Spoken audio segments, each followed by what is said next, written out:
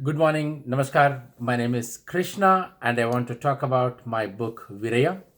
Like most people, I love chocolates and ice creams and Indian sweets like laddus and gulab jamun. Like most people, I never bothered to know about how sugar, the key ingredient in these sweets, is grown or processed. I probably would never have thought about that but for the curiosity of my roots. When I was a child, my grandmother used to speak about my great grandfather who went to South Africa, who worked very hard but died a poor man in tragic circumstances.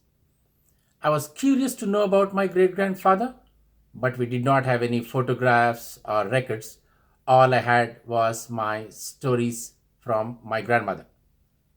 As I grew up, I learnt about Indian indenture, a tragic tale where 13 lakh Indians were shipped off as indenture coolies to South Africa, Mauritius, Guyana, Trinidad, and Fiji.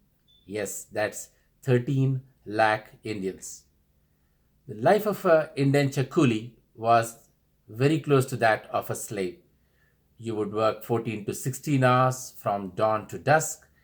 If you make a smallest of the mistakes, you could get whipped. The food and pay could get withheld because of the whims and fancies of the farm owners. Female coolies were harassed sexually on the ships and on these farms endlessly. As I learnt about indenture, I was more determined to find my great grandfather. The search that began when I was a teenager ended about 25 years later, where on a miracle trip to South Africa in 2014, I found the original ship record of my great grandfather. I was then able to put together my great grandfather's life and mine.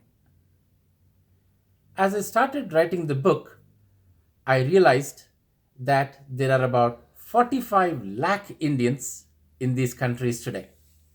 The progeny of the 13 lakh Indian indenture coolies are now playing a vital role in countries from South Africa to Mauritius to Guyana, Fiji, and so on.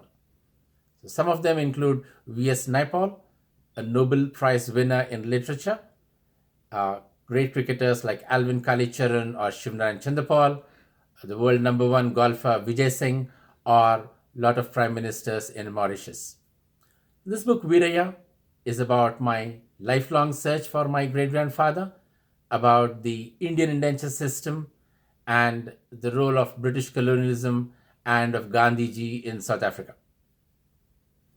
As I wrote the book, I realized that indenture, which I thought was long dead, is sadly still alive.